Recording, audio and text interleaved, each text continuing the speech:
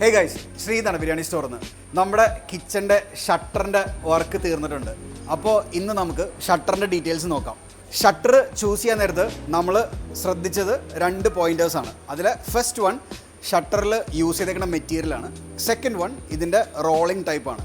മെറ്റീരിയലിൻ്റെ കേസ് വരുമ്പോൾ നമുക്ക് 2 ഓപ്ഷനാണ് എല്ലാ കൊട്ടേഷനിലും കിട്ടിയത്. ഒന്ന് GIയിൽ വരുന്ന shutter, galvanised അയണിൽ ചെയ്തെടുത്തേക്കുന്ന shutter.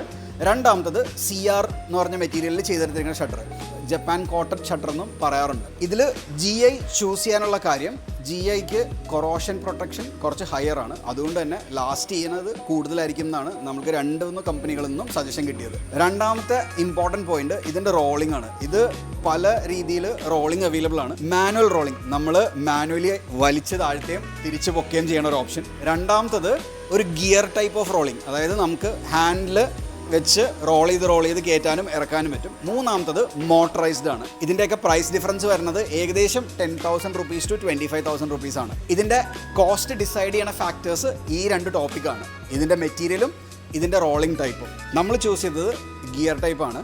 Motor type choose ചെയ്യാഞ്ഞത് അതിൻ്റെ മെയിൻ്റനൻസ് ഒരു ഹയർ സൈഡ് ആണെന്ന് മനസ്സിലാക്കിയത് കൊണ്ടാണ്. ഫൈനലി ഇതിൻ്റെ പ്രൈസ് വരുന്നത് ഏകദേശം 150 രൂപ തൊട്ട് 200 രൂപ വരെ സ്ക്വയർ ഫീറ്റിനാണ്. നമുക്ക് 60,000 rupees ചിലവായത്.